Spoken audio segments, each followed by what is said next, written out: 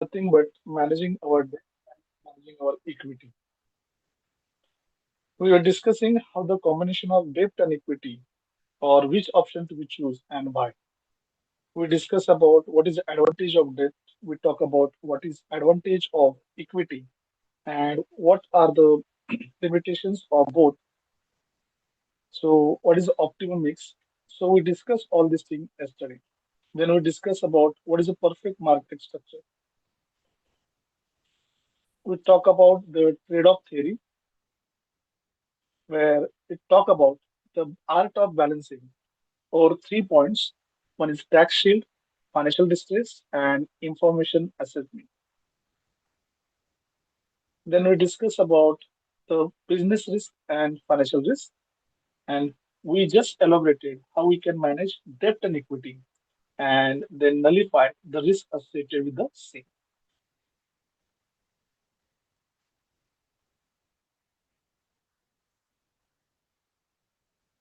Then we talk about the leverage, the issues and pros about leverage, and let's talk about impact of leverage.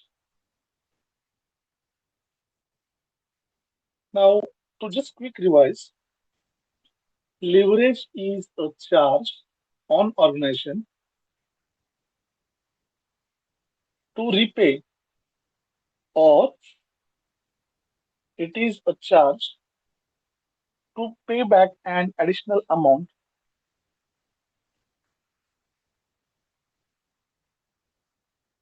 to the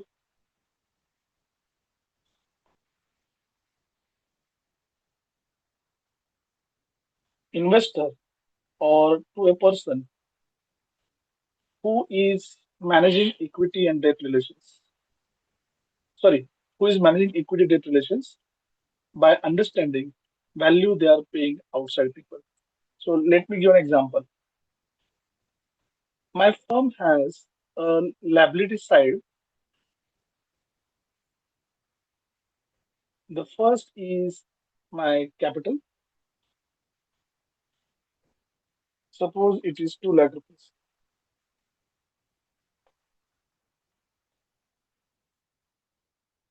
I have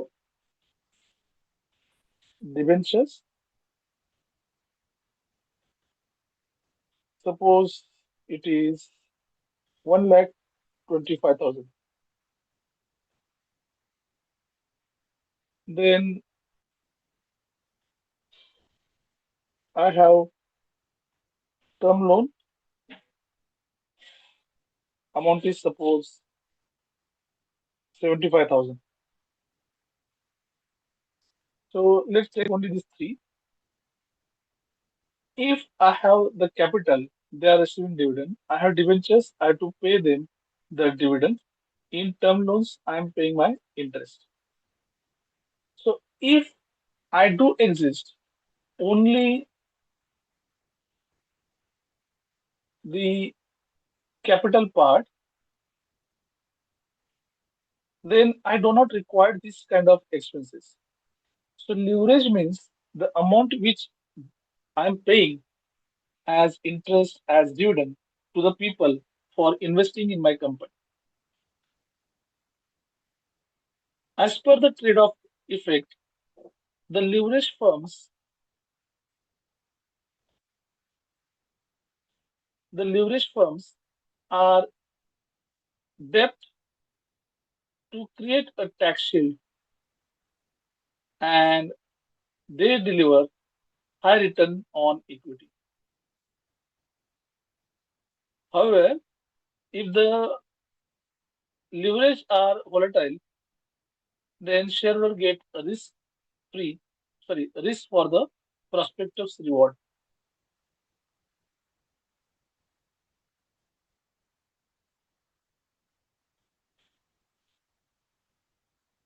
Now, what it means? Suppose I have a borrowed capital. I have own capital and I have borrowed capital. If I invest my 20 rupees and run the business, what is the chances that whatever the profit available, the profit is of mine. Nobody is going to share, and I don't require to anything to share.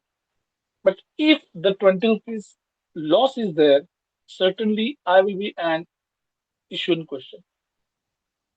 It is suggested that I should add 80 rupees as borrowed capital. This borrowed capital I require to pay the interest or I require to pay the dividend.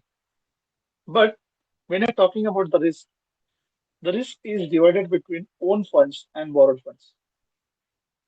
If my business becomes insolvent, I declare the insolvency.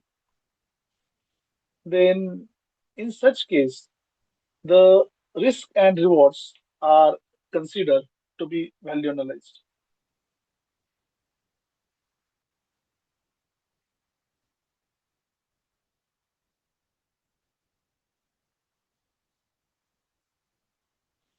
In case of profit of 100, suppose I'm the only shareholder, then I will get 100 rupees profit. Now, 100 rupees profit is divided as 20 and 80.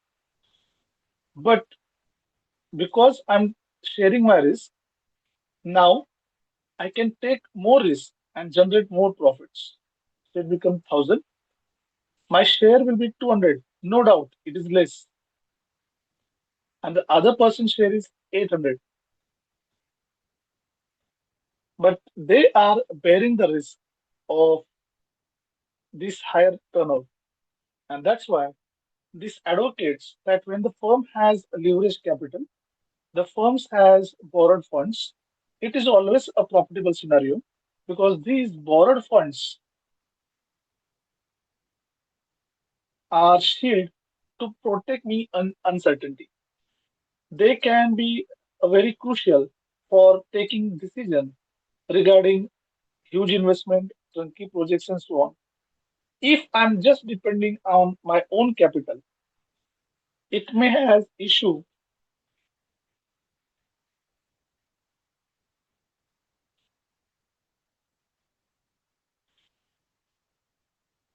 about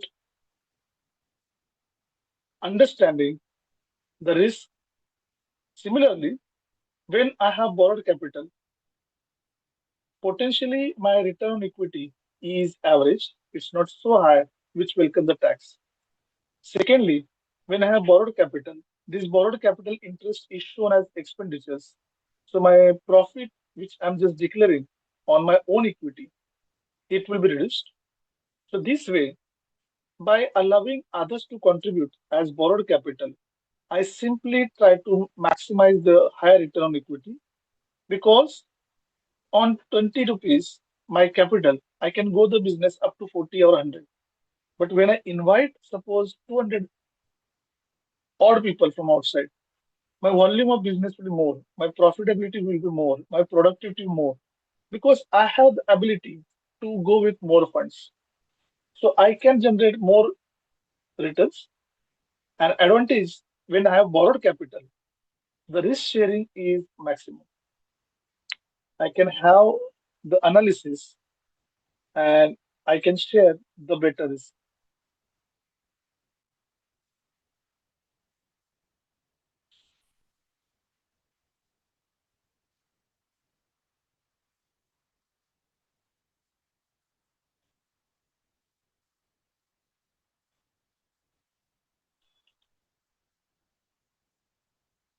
So talking about the risk profile,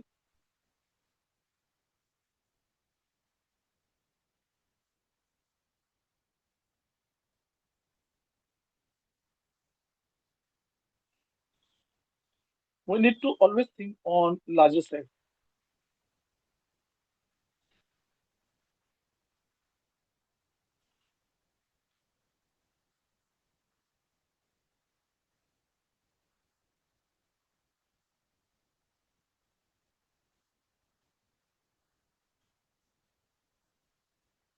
If I'm going with chunky projects, if I'm managing my business and I'm exploring the opportunity for higher rewards, I need funding. Borrowing the funding, paying the cost will hamper my internal returns because in all the cases, let's assume that I have a mega project of 1,000 rupees. My capital is only 20. So remaining money is my borrowing. So that will huge borrowing will reduce my returns. Similarly, exposing to huge borrowings will have my risk and I'm getting a financial distress about liability to honor. So in simple terms, the risk and return they are being associated very parallel.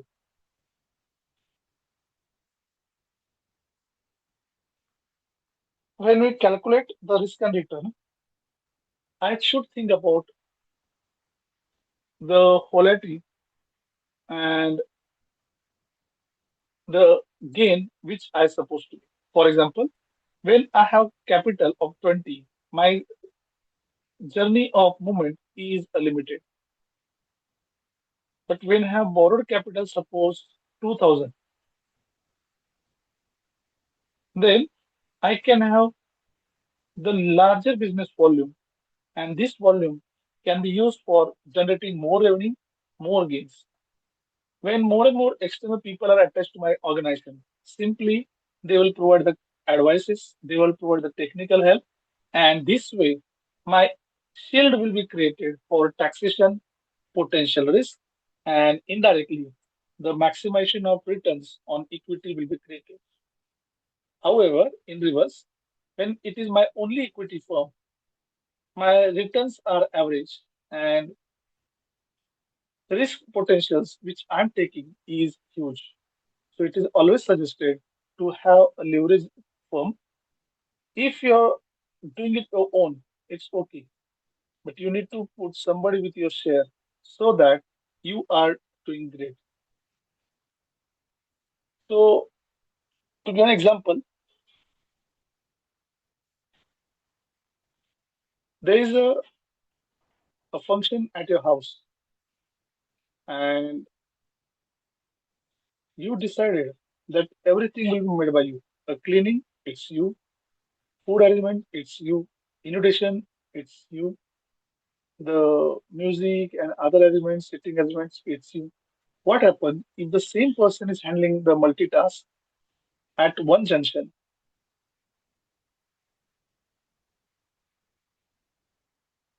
Then it might possible that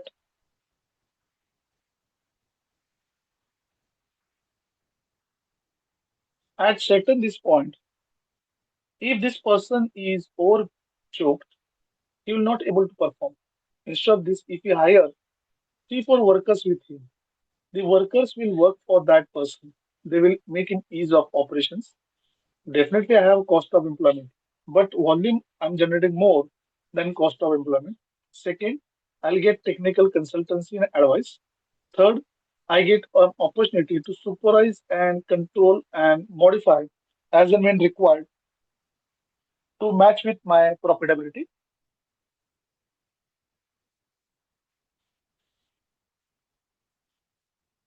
So indirectly, when I'm just thinking about the market, I'm getting more opportunities when my capital base increase and risk is proportionately not.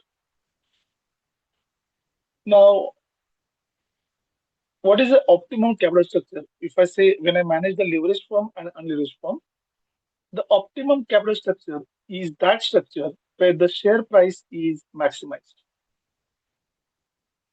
So with low cost or with average cost, when my share prices are high, then it is considered as good capital.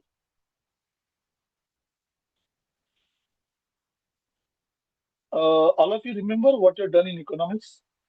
There are the things that marginal cost and this thing called marginal revenue. When marginal cost is equal to marginal revenue, you are getting BEP. And in reverse, when the cost is more than MR, what you get is a loss. I'll explain how. And third equation is when your marginal cost is less than marginal revenue, what you get is profit.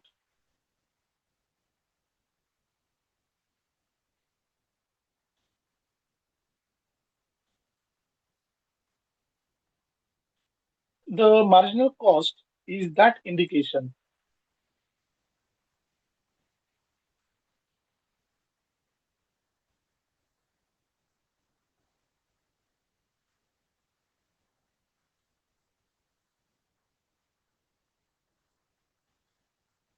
Which talk about if I change in one unit, what is going to be an impact. So when my single unit has additional cost of 10 rupees and additional revenue is hardly 9 rupees, I'm making a loss. But when my cost is 10 rupees but gain is made 15 rupees, the 5 rupees extra is my profit.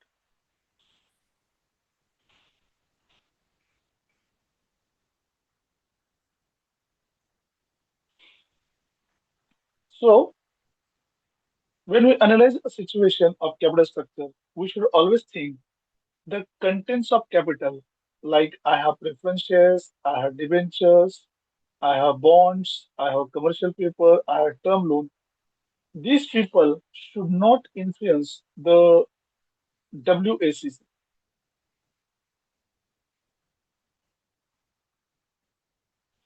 Instead of making an impact on WACC, they should have limited or lower leverage value or lower returns.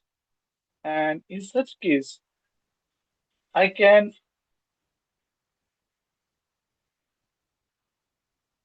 easily have the maximum capital. So when my employment of capital is average or lower than return, my capital is considered optimal. In general definition, the capital structure is optimized when the share prices are high and weighted average cost of capital is less. I'll just erase my workouts. Please read the slide.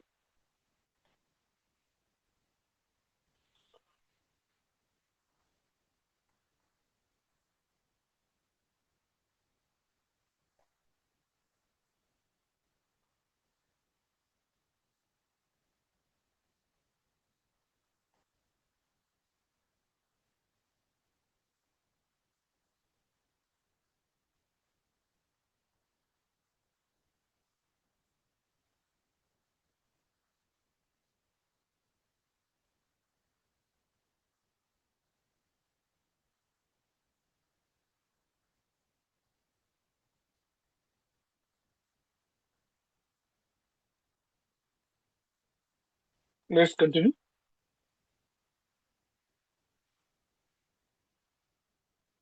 When we have the mix of own and borrowed capital, we always talks about the combination and allocation, and we need to check whether it's actually fruitful or it's just an reason for making a loss. How much I have debentures, how much I have bonds, there's no fixed formula. The enterprise value or capital adequacy ratio, when it is high, or rate of capitalization is high, till this point, the having extra capital can be justified.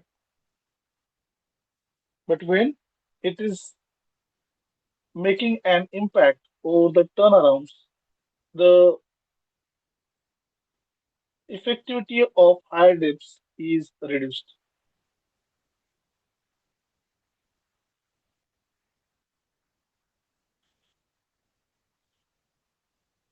So, when I talk about trade-off theory, it advocates the two major things, the two major ratios to find out which business I should do it. First is debt to capital ratio, that what is the percentage of debt which I'm adding compared to my capital and its impact. Second, it studies debt to enterprise value. Now, enterprise value means the actual returns which are created by the business out of his financial performance. So the profit and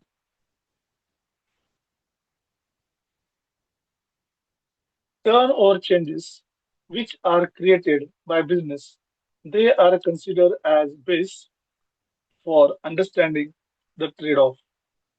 Basically, the trade-off is nothing but a finding balance or controls situation where we are analyzing the impact of debt and we are just analyzing impact of own capital. In finance, there's nothing called as debt or equity, which is finance. We need to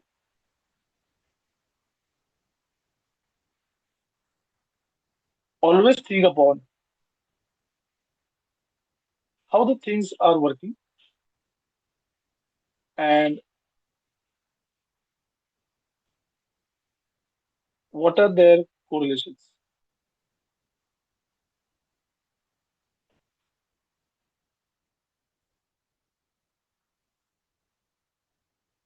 In case we find out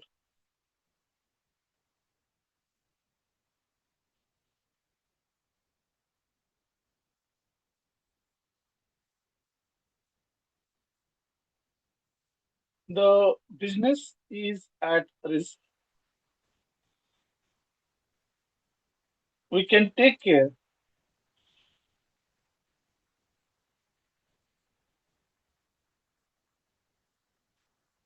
the amount of debt and this way we can talk about the risk which we are ascertain.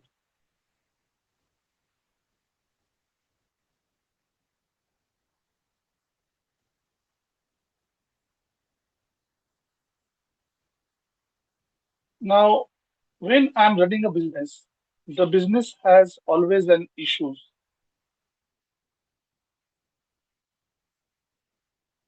and these issues are about risk and profiling the risk. So, the trade-off theory is a combination of analysis of this risk and making a comment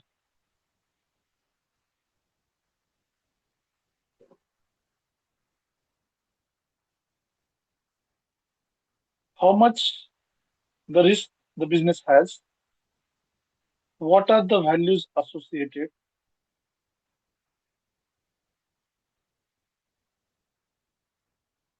and the profiling of the same. So, considering all this, the advantage of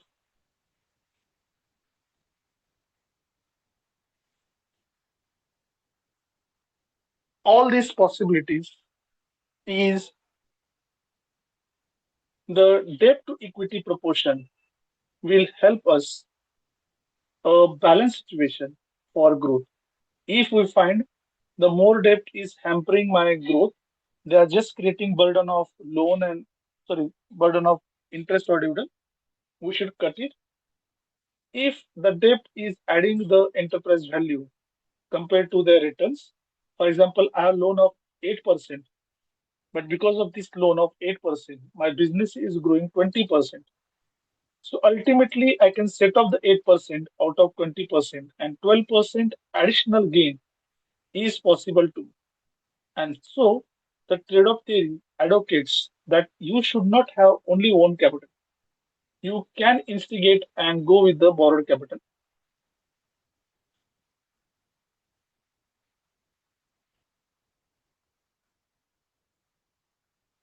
The borrowed capital mix can be optimized or can be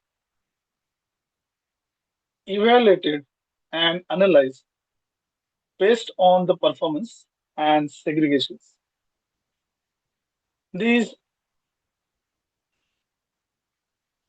optimization will be enabled for making more profits. So I have the growth of 10%, and if I'm paying the interest of 10%, I'm not doing a business. If I growth of 20%, I'm paying interest of 10%. So additional 10% returns are possible when I have borrowed capital. So growth or value which is added by debt should be the more than what I'm paying returns for my debt. And so they advocate the risk, they advocate the return. If it is generated, then the leverage should be there. If the returns are less than the leverage values, they are just an overburden or sharing of resources, then we should not talk about the leverage and we should think about the only own equity. So when we are there to maximize the company's value, we should always act balancedly between risk control and cost. When the risk is high, share the risk with the borrowed capital. When the cost is high, try to minimize the borrowed capital. When you can control the larger volume, try to have an extra additional risk. So, the ultimate aim of business should be wealth maximization, and this wealth maximization is feasible as and only when the shareholders has returns beyond the cost and risk. So trade-off theory advocates that we should act smartly. Just thinking of own capital will not be sufficient. Instead of only own capital, we should focus how I can generate more and more positive capital. And this way, the control and coordination is effective. So this is a trade-off theory.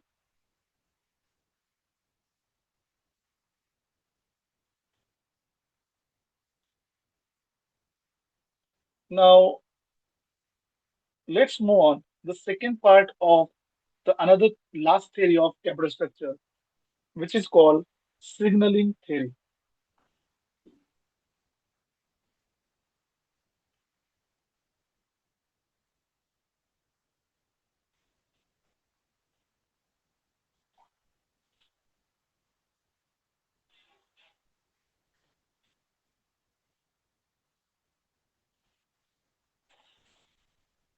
So let me start the PPT.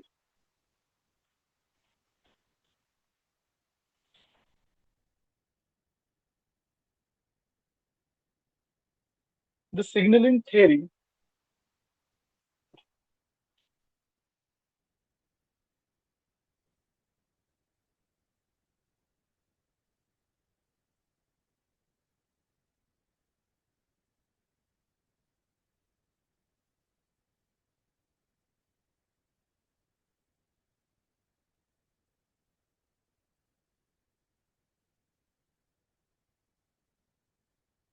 the signaling theory is an indicative theory which talks about how the finance decisions are communicate private information and why it matters the same.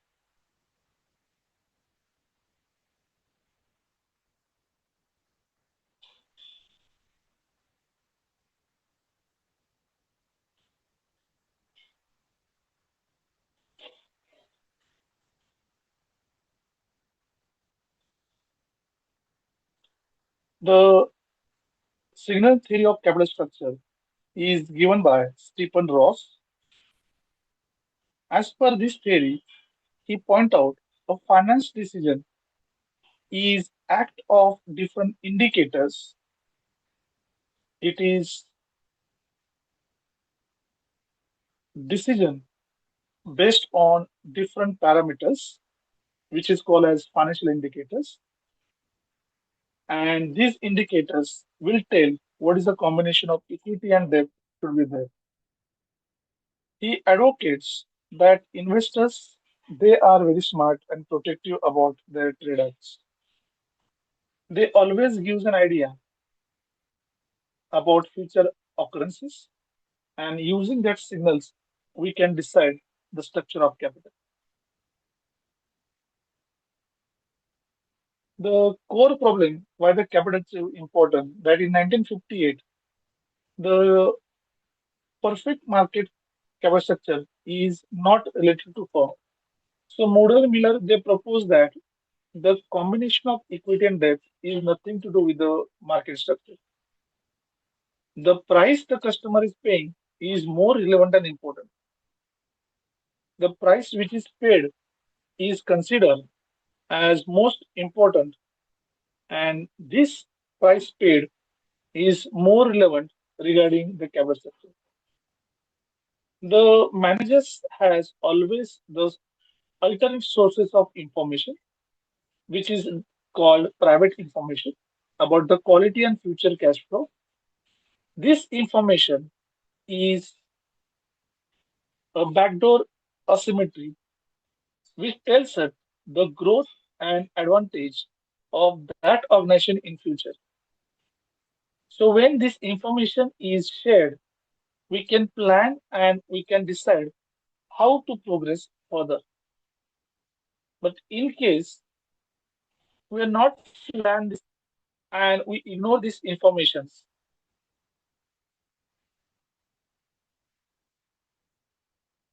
the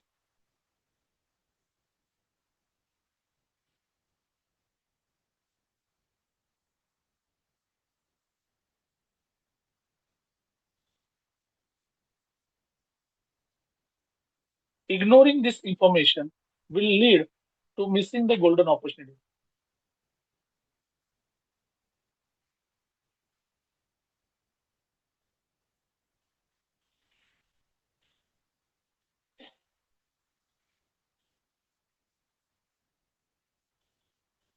So when the information is ignored, the stimuli or the change in market is not in control. So signaling theory is not a pure financial theory. It only talks about how we should get the signals about change in cost of capital and its risk associated.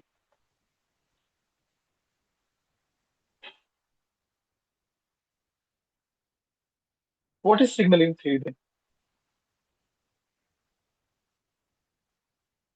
Now, my one genuine question, whether today the rain will be there. Now, I'm asking this question in finance session. If the rain is there, so somebody will check the weather forecast, somebody will check the clouds, somebody will just share the experience that it might rain. So there is certain flow of information which is systematic, certain flow of information which is based on data, and certain is based on some scientific experience. But all these are giving me hint that whether it's raining or not. Suppose out of three sources, two confirm about rain, then I should take that signal positively, and I should carry the umbrella or raincoat as safety precaution. And the same thing the signal theory talks about. He says the credible signal indicating the private information of capital should be utilized for planning the capital structure. The Spence's in 1973 labor market model established this framework of signaling theory.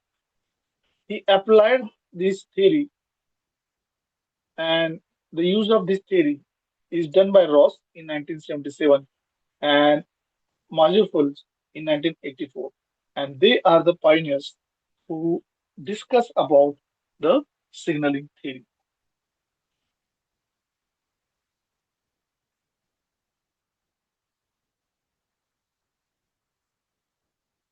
Then, what is this Spence's labor market model?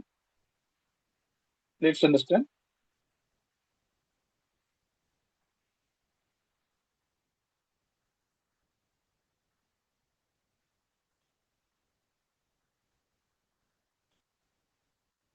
The Spence's labor market model is called as job signaling. He explained that how workers use education to prove their instant productivity to employer. When direct skills are not initially observed, the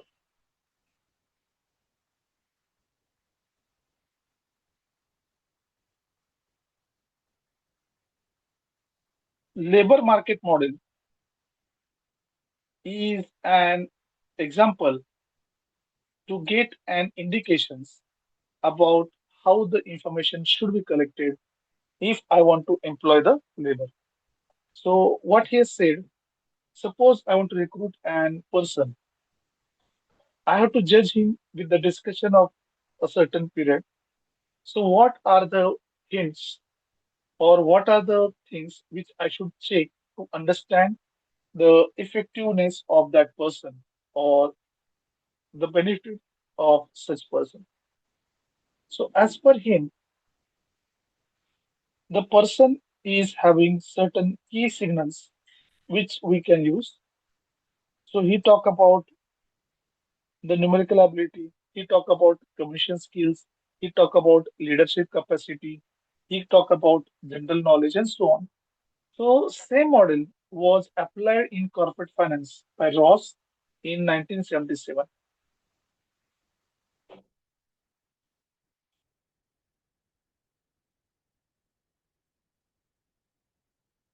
The Ross model is consists of five stages and it talks about denial, anger, bargaining, depression, and acceptance. These are five models. Whereas Mays and Merge models, they talk about mostly the five stages only, but indicating the different source of information. So overall, the signaling theory is an indicative model which talks about the advocacy that the symmetry of information, that is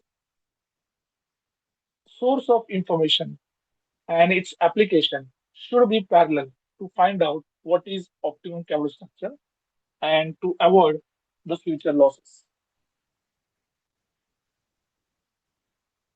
What is the mechanism? So in 1977, the Ross says debt as a quality signal. I can have loan, but when to repay and where to repay is a limited question. The Ross in 1977 proposed this model in the Bell Journal of Economics. The title of his article was The Incentive Signaling Approach, the Foundation of Formulation of Debt as Credible Signal of Managerial Confidence. So he was using the debt as one of the indicators to talk about the structure of capital and efficiency.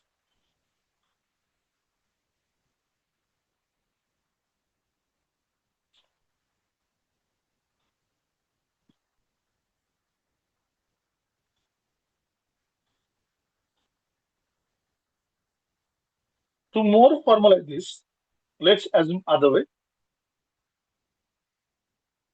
If I have a capital structure of 50-50, that is 50 equity and 50 debt, now I cannot control the borrowed capital.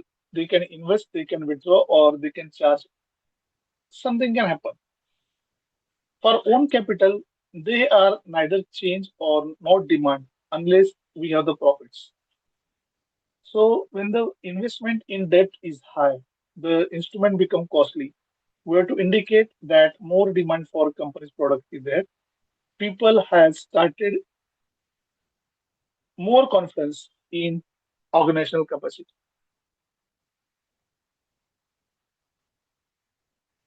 The people has an advantage of getting signal whether the company is doing good or the company is making a bad progress.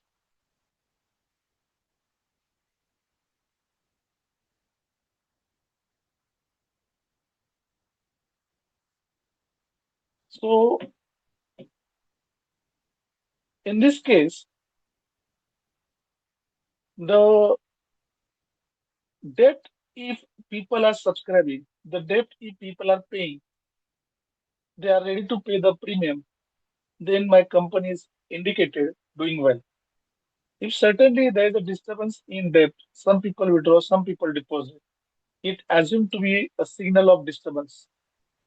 If the people, even the higher price, they deny to lend the money to the organization, then we accept is as negative remarks about the company. So debt is an indicator for quality signal. He talks about there's a cost of debt which we have to bear. Beyond the cost, how positively the debt owner reacts is the most important aspect talking about the firm's capital structure and productivity. When investors are very rational about higher leverage and they have strong confidence with company, then even the prices are high, they are ready to be retained in the organization. But if they don't have trust with the organization, when the market price are high, they just liquidize the holding of their debts and they give up the ownership in the organization. So this is an indication that there is a poor quality signaling.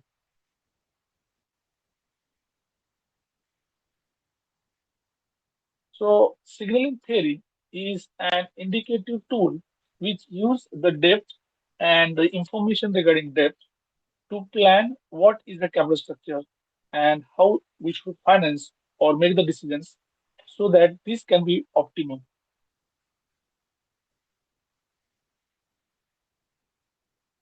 I'll just change the font.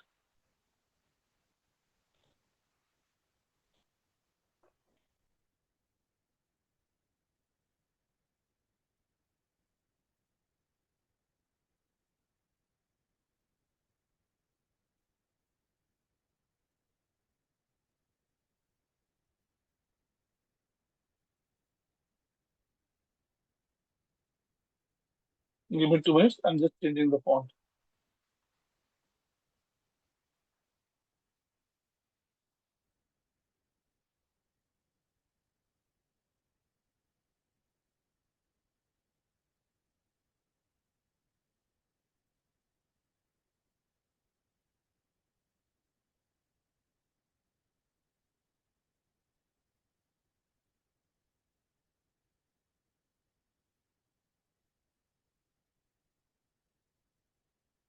So a signaling theory is broadly understood.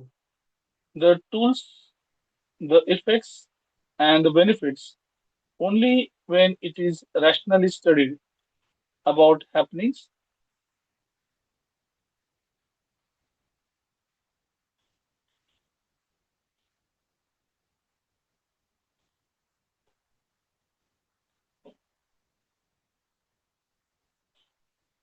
So let me reshare the slide.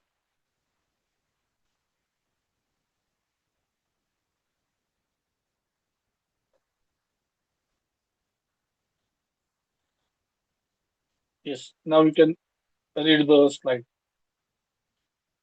The Mujib he has given the equity issuance of problem. So the first thing what he talks about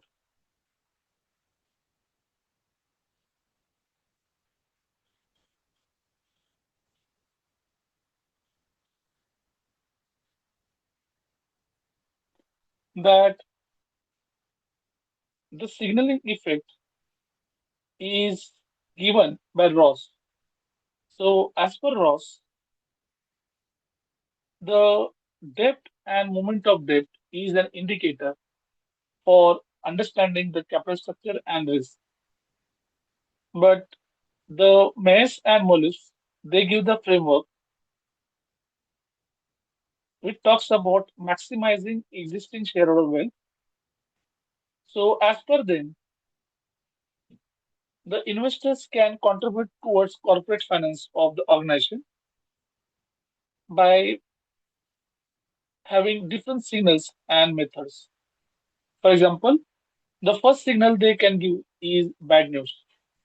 When the firm announces new equity issue and market believes that the shares will perform low, so the low performance of share is the indication that they are overvalued. The second signal used by these people is called a bad signal.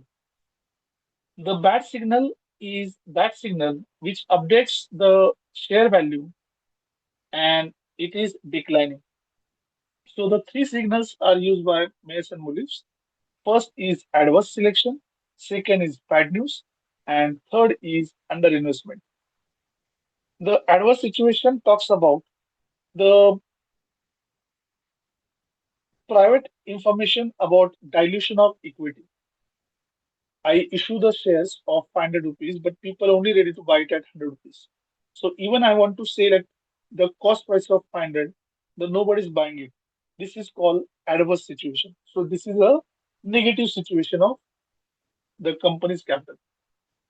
Then I have a bad signal that even though I provide discount on 500 rupees shares, the discount is given 100 rupees. The people are still negotiating.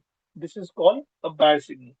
Whereas underinvestment is called a positive indication where I want to sell it 500, but people themselves are happy to share instead of 500, they are buying it at 600 or 700 or more. So here the firms has to make a choice and they can check the signals whether it's adverse, whether it's bad or it's underpriced. This signal will give an idea how the profits are created by the firms and what is reciprocate advantage they are simply having.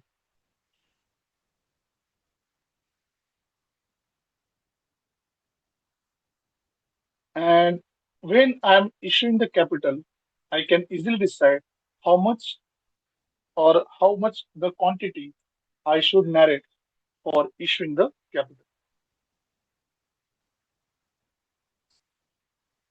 Then we have another signaling model which is given by Alkovs, which is called as model, which is also known as market of lemons. Now, this model is exactly parallel to the earlier models. Only here, he has talked about the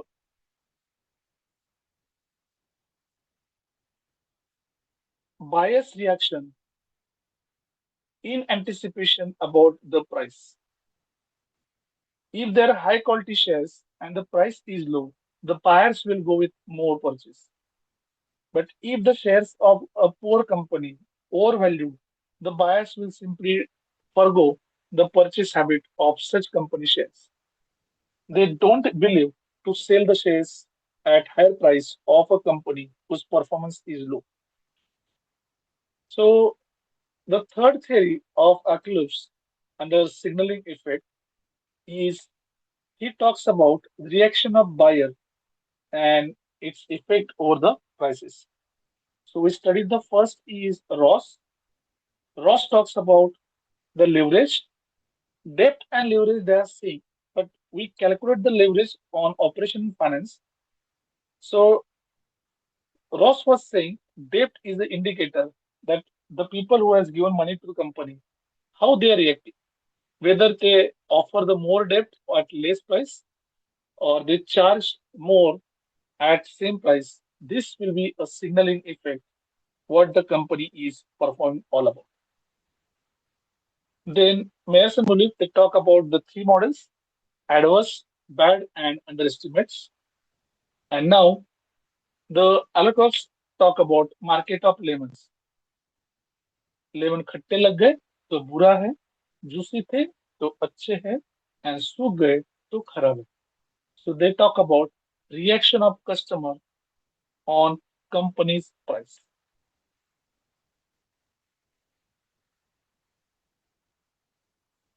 So the signaling theory is a combination of these three core theories which morely talking about the signals the management can use. If there are positive signals that will boost the management confidence and they can manage the future cash flow very effectively. The financial obligations and other service can be done greatly. If it is negative signal, then it will talk about abnormal returns and they will have to improvise their control and other concerns about the capital. Whereas the signals are not there, then it is called as no signal position, where the company's communication or company's decisions are ignored or not bothered by the investors, and simply the company has lost the credibility. Suppose you are standing in a group and nobody asks your opinion, then you are the part of group but unwanted. When you are part of group and everybody asks your opinion, what is your belief? What is your belief? It's a positive signal that you are valued and you are most important person in the group. Many times you provide the suggestions, but the front person just denies or ignores your suggestions. This is called a negative signaling. So signaling is an act which the company makes depend on certain situation or activity.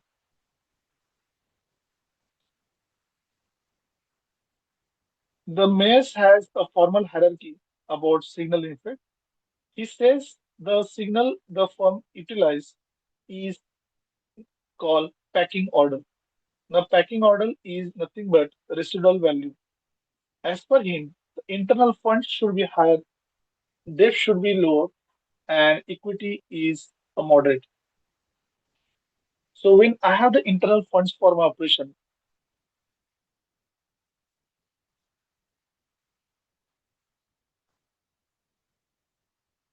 I am performing well. When I have equity and this equity is applied for operation, then it has a higher cost. And these higher cost returns are always being considered as more risky and adverse. Whereas if I have debt, normally cost of debt is for short term and it is not high as equity. So how these three terms is I'm using the stimulus or signals given by these three sources I'm using that will simply talks about how I'm doing trade-off.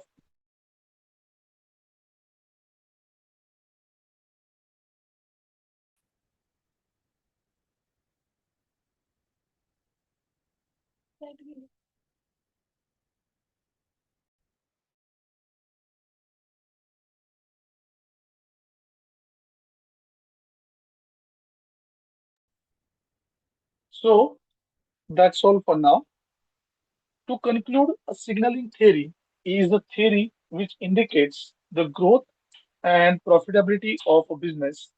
Managing its assets depend on the indicators which are generated by the different financial instruments. And this signaling theory is an conclusive approach regarding how, when, where I can invest. So when I want to make a decision about growth or the advantage of debt, advantage of equity, we should understand the hints provided by the same. We should understand the legacy of equity or debt and comparatively the performance of the company. So the signaling theory is an effort to provide the hint of capital movements and analyzing the returns based on the productivity, profitability, and risk which is taken. So signaling theory is a guiding tool which is just a theoretical concept. Moreover, it is not a fixed concept telling the 50% capital or 50% equity. It's an only indicative theory of capital structure management.